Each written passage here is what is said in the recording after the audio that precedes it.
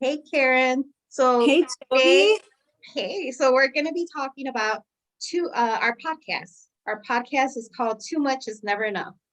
And too much is never enough, baby. So, Karen, uh, go ahead and introduce yourself and tell everyone how we actually met.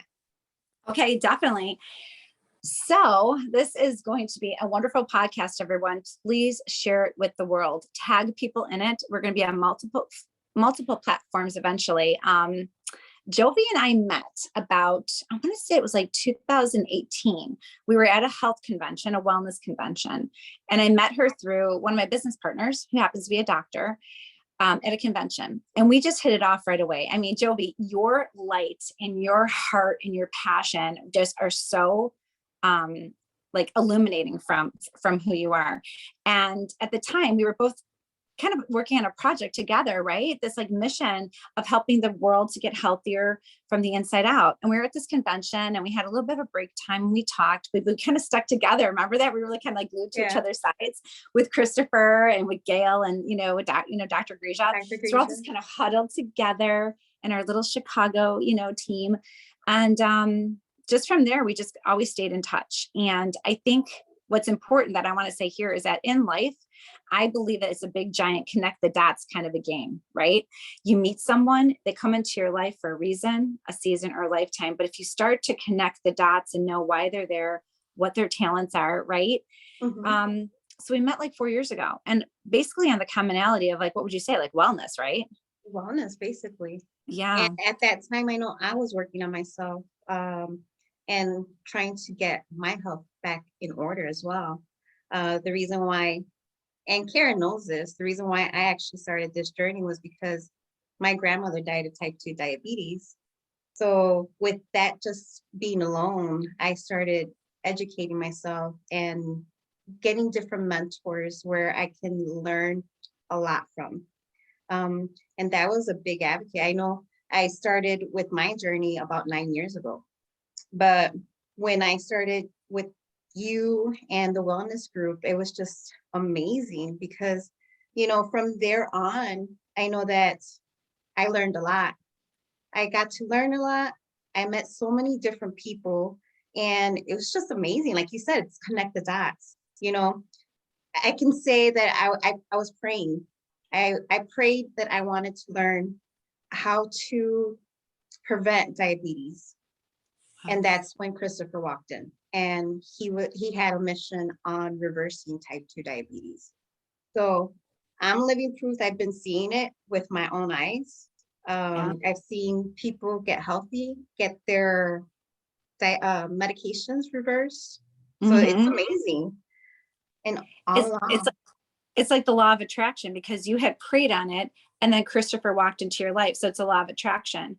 What I have found, truthfully, for like the rest, I could go back to being like a child, and we're going to talk about a lot of these different things in our podcasts, but just through the traumatic childhood that I always had hope, and I was always praying and hoping for something better. And throughout my lifetime, somebody walks into your life and they're there and you take that opportunity, right? Like that leap of faith to maybe make a friend with them or connection with them or see who they know, kind of like the networking of figuring out like why this person's in your life and how you can help them and how they can help you. I mean, let's face it, we're here to serve, right? And you and I have been brainstorming for a long time. We work on a couple of different projects together, and it's been amazing because when we started with our wellness connection through the leadership and through the mentorship, it really developed us and polished us into the leaders and businesswomen that we are today. So this is going to be such a great platform because we get to tell people about mentors. Not many people can like explain who a mentor is. But a mentor is someone that you look up to and that you learn from, because I mean, I know you're going to agree with this. You cannot ever learn enough for students of life, right? Exactly. And like for me, 9 years, I was studying and studying, especially nutrition, nutrition. And I also did a little bit of like crystals and all that. I liked all that stuff too. Yeah. So, clearing the air and salt lamps and all that stuff. So I'm into all that. I like all that. Stop. Yes. Well, because we are part of the earth, and that's, something that everybody needs to understand. I talk it all about the time, like being a mental health advocate, right?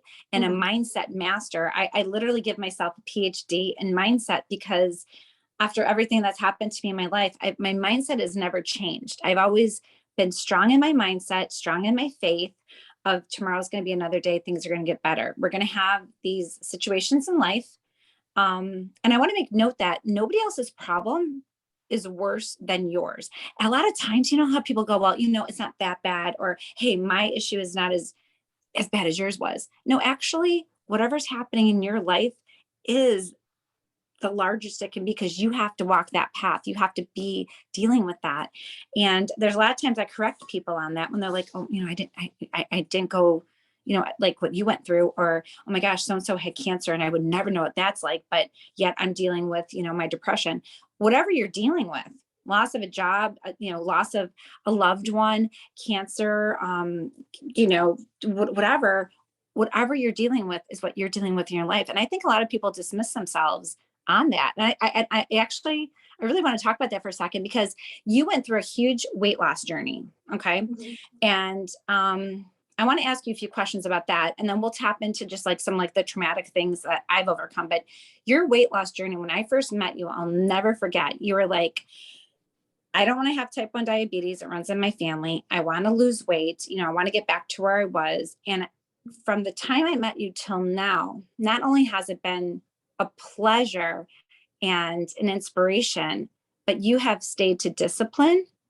and you've gone off the wagon, but you've gotten back on, but you stuck to a plan, but you kept educating yourself. Can you tell us a little bit more about that? How much weight have you actually really lost? Because we're the same size now, and I'm just out of my mind. 'Cause I want to borrow you so many of my clothes. Right? I want some of your clothes, Yeah. honestly. You're Yeah. gonna have Yeah. to dress me, you know that, especially when we're gonna do our events. Exactly. And now that I'm in the fashion business again, I'm absolutely going to dress you. But tell us Right? about your weight loss journey. Like, like when you first started, I remember that one time we were at a convention and we went to that little Italian restaurant and there was bread, and I went right for the bread, and you were like so disciplined not to eat it. And I was like, okay, I'm gonna eat the bread. And you were like, no. And I'm like, how do you get to that point? How did you get to the point to train yourself to um not, I know that you indulge in things, but how did you get to the point to train yourself not to keep going? Like, what inspired you? What inspired me? So I did lose 130 pounds. I was about 295 before I joined with Christopher's program that he had. Um, so the reason why I don't indulge, and it was the education one. I found out how bread actually converts into sugar, and that becomes sugar into your body.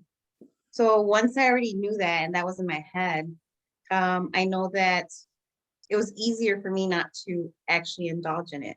So in order for me not to indulge in it was because I actually saw my grandmother die of type 2 diabetes. I saw her body deteriorate. They amputated her leg, and her fingers, and she was dying slowly. And it was like it was an awful death, and she didn't deserve that. She was a good woman, you Yeah. know. I think if she knew or had the education that I have now, Yeah. she probably wouldn't be, or she would still be here with me, in other words. No, So, yeah. so like just with that alone, I did do a little bit more research where it's like, okay, what else does, the foods have that convert into sugar? So that's why I won't touch it unless I want some little cheat day here and there, but I Yeah. won't overindulge either. You're I gonna, learned to do that, but because in the back of my head is like, you're not gonna, you do that more, it's just, you can't stop. yeah, But I feel sick. The reason why also, anything with gluten in it, I mhm. feel sick with it.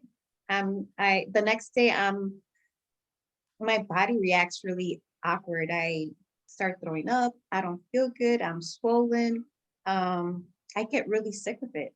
So Wow. now that I talk to people, because a lot of people think I'm weird that I don't eat that or I don't have any bread.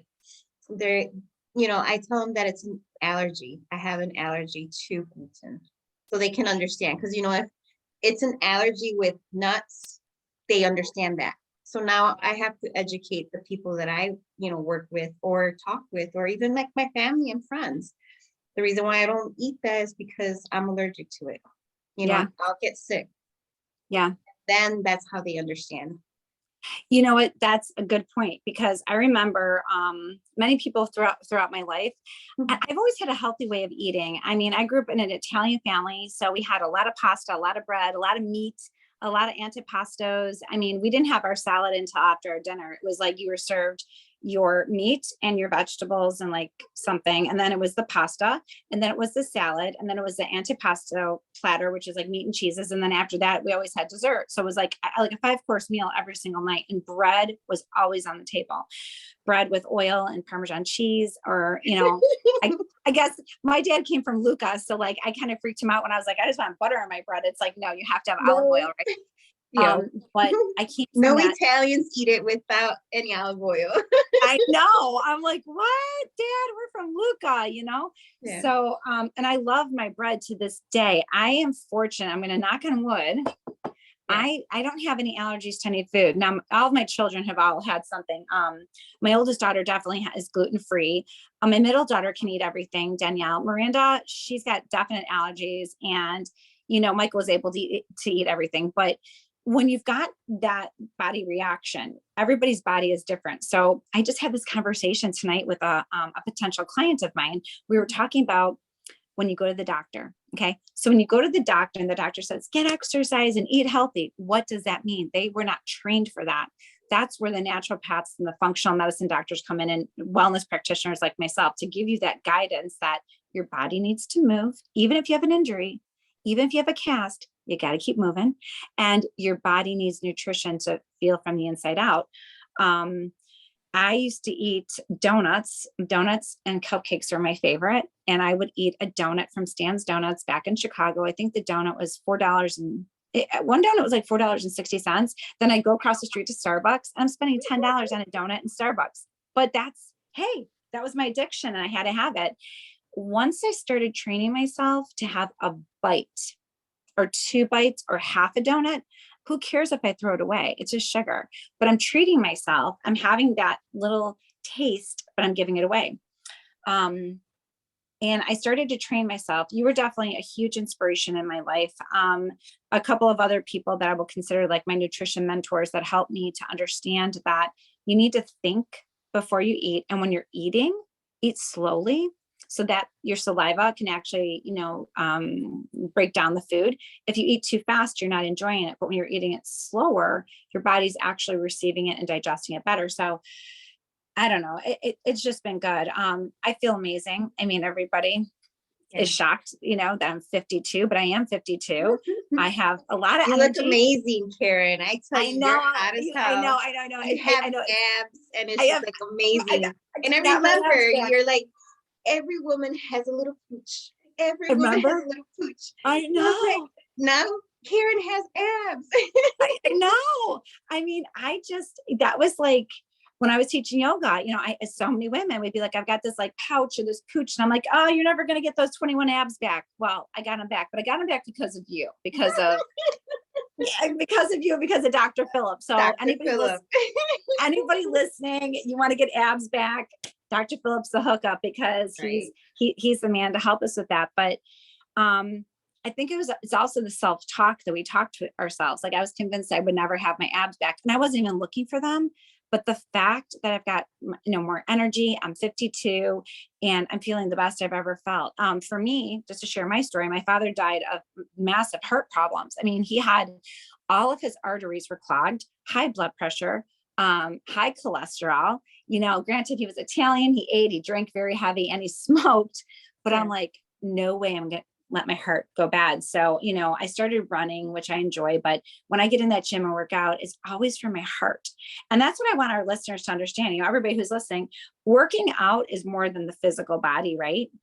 It's it's the mental health. I'm a huge mental health advocate, like I said, and I will always stick up and, talk about your mental health. When you're working out, the endorphins just give you that happy thought, right? So for me, there's days I don't want to go to the gym, and it's like 3 sets for a circuit, and I'm like, "Ugh, let's gonna do 2. So maybe I'll do 3, I'll do 3 circuits, but only 2 each. But I did something for my mind. Yeah. But once you start seeing the physical results, it's good. When you start, feeling your body getting stronger, you feel good. And I think that that's what elevates like the happy mental health part of it, especially like, I don't know, there's just so much that's going on, but your mental health is so important. It is. Yeah, it's like, I don't know. I talk to people all the time. I'm like, okay, you're worried about the outside of your body. That's easy to fix, but let's work on the inside. Exactly. And that's what I want you to also explain to people, the visualization that you worked with our group as well.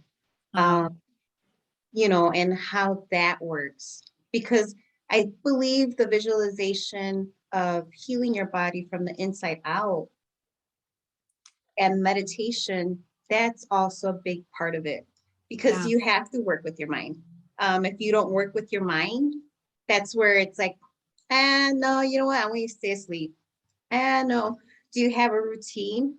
I know I do. Every Mhm. morning at 5 o'clock in the morning, I wake up, have my coffee, meditate, and then I go right into my workout, get ready and go to work. Yeah. So those are my routines, but it took a while for me to get there. And everyone thinks like, oh, you lost all this weight, you did a magic pill and this is that. It's not like that. You have to work on yourself. That's Yeah. the main thing, I think. I don't know, you need to explain that a little bit more in detail, especially with the visualization. Because I Okay. know that's the big part. I believe that's the biggest part and a lot of people told me or gave me the feedback that they love the visualization with you. Oh my And gosh. the way, yeah, and the way you did the meditations. And Well, it's still helped me because I sent the videos out to our members. oh my gosh. I remember first you and Christopher invited me to do meditation for type 2 diabetes. I was humbly honored.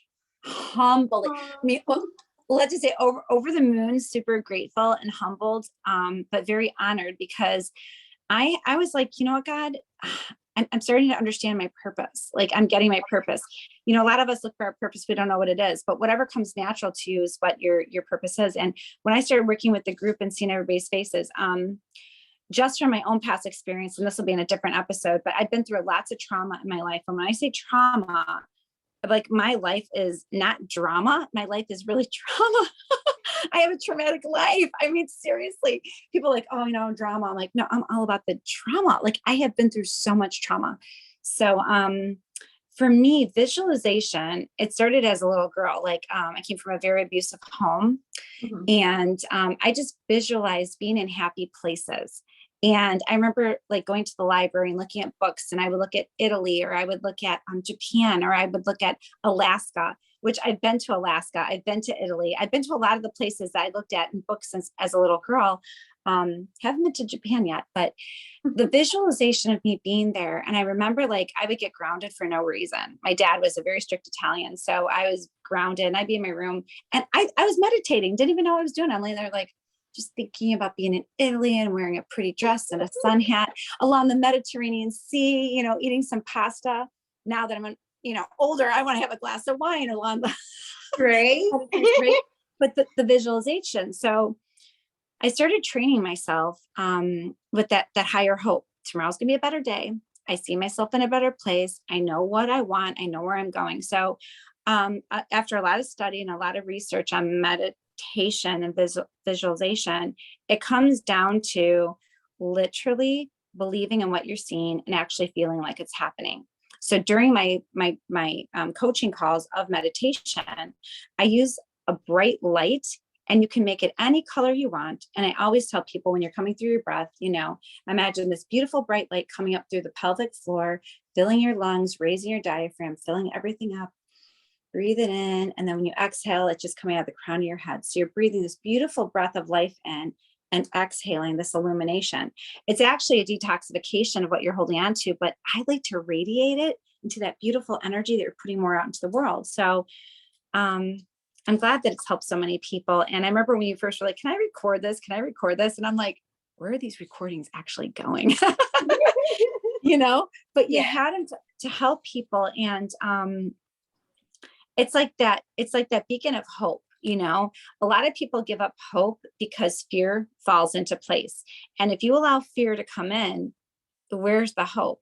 But when you become fearless and let go of it, everything's possible. And you and I are two totally different testimonies for that. I mean, we've had many conversations, as girlfriends, as business partners, but more like human to human, that anything's possible. Exactly. Yeah, I think I'm having that visualization. I'm working with a group of, young people. And if you all are on listening, from my heart to yours, it's like, there's always hope. There's always hope for tomorrow. No matter what's happening outside, what's happening inside your mind is the most important, right? Mental health and your emotional health have to be balanced in some order just to keep your focus straight. And when your focus is straight or semi-straight, because we're not perfect, you're going to find that things come to you. Going back to the law of attraction, going back to people coming into your life, you're going to draw into your life what you're putting out. It's all about the visualization. And I actually want you to kind of piggyback off of that. I have used so many words and you're like, no, Karen, you've got to say it like this. Can you talk a little bit about talking about manifestation and using the words? Because I had a conversation with a friend today and they were like, I don't think you can do this. I don't think you can do this. I don't think you can do this. I'm like, well, first of all, I can do anything, right? I don't have to explain anything to anyone, and I'm capable of everything. So can you talk a little bit about talking into the positive affirmation? So talking with the positive affirmation, never use hope. So hope is just hoping that something's going to happen. It's going to be poof, and it's going to be right into your lap. Okay. Hope is not that. If you want to affirm something and you want to manifest it, you have to be assertive with it. And you have to have the right words. Whenever you want something, you're going to say, I am so-and-so. I am this, or I am that. Instead of hope, we're going to use more of, I already have it at the present moment. You have to think of it as a present. If you do not speak of it as it being present, even though it might not be right now, it doesn't show, it happens, And I told you about my car, I was looking, I was like, okay, what kind of car do I want? And I had my dream car, which was a Volkswagen, right? Yeah. The Jetta, and that's a super sports too. And then I was thinking, okay, well, I want a Chevy, maybe it's a little bit cheaper, whatnot. So I was doing my research, looking. I compared both of them. The Jetta was the amount that I was looking for. And I was like, you know what? I'm just going to go for my Jetta. And I manifested it, basically. Yeah. The same thing with this apartment. I wanted something closer to my daughter's school. I was like, okay, I want an apartment where it's going to be closer to her school. It's just down the street. Yeah. It happened, and it just, I don't know. I think it's just the way you word things. And what you want specifically, and you can get it. I think I started off with, manifesting little things like a parking space. Yeah. So I would always say, okay, if this is true, this is real, get me a parking space close to the door to the grocery store, let's say. Yeah. So I am lucky. Every time now that I go to the grocery store, it's actually closer to. I love it. Wait, that was like last winter. I'll never forget this. Had this conversation with God. I said, I have a video of it. And I'm driving. I was downtown. Fallon had her apartment, her high-rise apartment. I was leaving her, and I'm like, I am never living in this again. It was December of 21, right? Yeah. And I'm videotaping. I said, I'm never living through another Chicago winter again. I'm heading south. I wasn't specific. And this is the key, guys. I wasn't specific on the south. In my head, I'm like, I'm going to Florida. Like I knew it, but I said, I'm heading south. I gave my fur coats away to the homeless. Seriously. My girls were like, wow, you're serious. You gave away your fur coats. I go, I don't need them. I'm going south.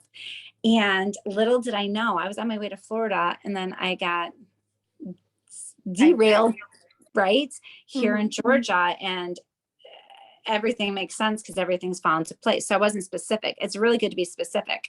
I have manifested. So I manifested that. I've manifested a lot of things in my life and they become when you believe it. And funny story, everybody knows how I like finding my change, like on the ground. I'm like, man, I'm always looking around for pennies and nickels or anything around here. Like there's no money in Chicago. You could literally spend a day and probably find like $1 worth of change. There's change everywhere. People just don't care. Just throwing their money everywhere. And I'm like, give me the pennies. I was walking to go get a cup of coffee the other day at Dunkin' Donuts. And I said, man, I never see any change. On the way back, I found a penny. I found another penny and I found a nickel. Oh, wow. And it's bizarre because there's never ever any money around here, but you're right. You're talking to the present and not hoping or wishing.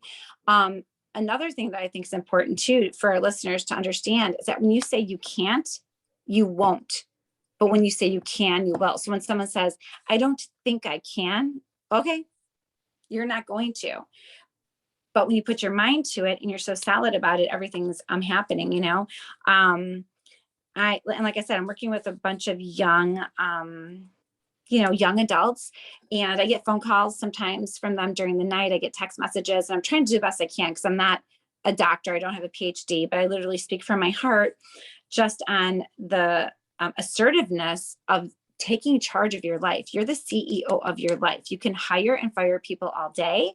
And that goes back to your mindset. And that goes back to the visualization of you.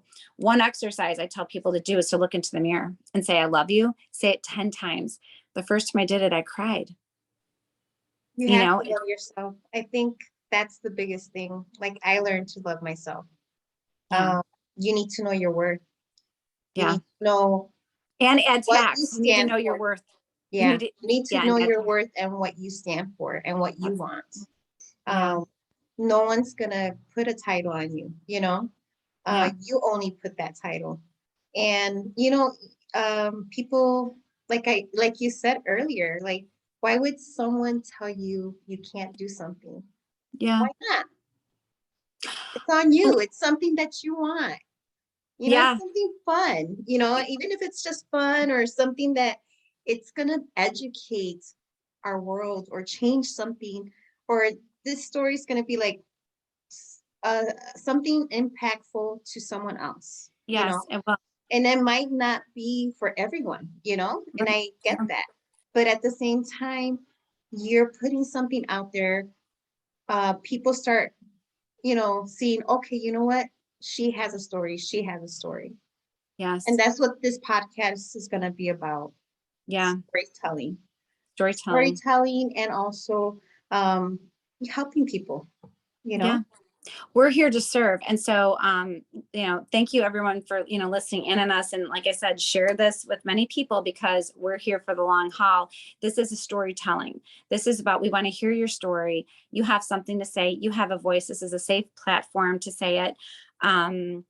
We want this to be a space where people can talk about any subject that they want. It's important that when, there's so many subjects we could talk about, but like, just for instance, today, I was telling you earlier, a potential client of mine had said, you talk too fast. I said, well, if I'm talking too fast, then you need to keep up. It's something that I've dealt with my whole life. I do talk fast. I'm a fast talker. I find that a good quality because I have so much to say and there's so much up here that I need to get out. So it's just like the name of our title, it's never enough. It's like, there's so much to say. So I don't know. This has been great. And we're going to be doing our podcast every single week. We're going to have an episode for y'all to share and spread the good news. We're always looking for topics and we're always looking for guests. So we have another host, Delia Rico, who is a part of our trio podcast. She brings a lot to the table with her. We'll be interviewing her next week and getting to know her in conversation. But leave us some comments. What do you think? What do you want? What are you looking for? And just know that this is something that has been placed on our hearts, just to have an open conversation with the world, because there's never enough that can be talked about or said. Exactly. Oh, I love this. I think it's going to be amazing. Yeah, And we're going to have several guests. I already have somewhat of a list. I'm trying to look good. at some. Um, I told you a lawyer. Yes. So I know he's got something that's very interesting. And I'm going to be talking to him tomorrow. And then there's going to be so much. It's just, we Yeah. know realtors, lenders, a little bit Yes. of everybody, doctors, Yes. lawyers. So it's going to be educational as well, and Absolutely. conversational and a storytelling time, Always, always. And I want, where, especially for me, I mean, my heart, goes out to everybody, especially in a mental health, issue with like anxiety, depression. We're going to talk about a lot of subjects. We're going to talk about, addictions and all kinds of things. And I especially want to interview, my younger generational people, so that they have a platform that they can get their voice out there and bring stuff into, because there's so much to learn here in business and life and health and everything. So, Jovi, I'm just so grateful to be here. I can't wait for next episode with Delia. It's gonna be amazing. I know, it's so great. Thank you so much, Karen. I really do appreciate it. No, I am appreciate you so grateful much. to have met you, and it's amazing. It's been an amazing journey these couple of years that we've been together. They have. Yeah, and we've from the time that I met you, I remember to now, you're a different person, and me too. I think it's like yes.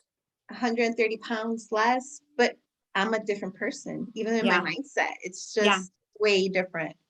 And I think yeah, no, I mean, like through all of our trainings and all of our mentors, and reading books and getting educated and researching and working on ourselves and choosing things that we put in our body. I mean, I know we're not perfect. You're more perfect than me, because I still go for my donuts, my cupcakes. I mean, I admit that, but I mean, our trainings, our leaderships, our unitedness with people of like-minded people. They say you are one of the 5 people you hang around with, and you always want to hang around with people that are smarter, you can learn from. And so we've had a bunch of great people come into our lives that, we've been united with, and it's all about teaching and serving and learning. So that's what this podcast is about. Absolutely. I can't wait to see you next week, my dear. Same Love here. You. Let's wrap it up. Let's wrap it up. Okay, everybody have a beautiful, blessed rest of the week, and tag people and keep up with us, because we are nonstop. We have so much to talk about, never enough. Right. Absolutely. Thank you. Okay. Thank you, babe. Bye. Bye.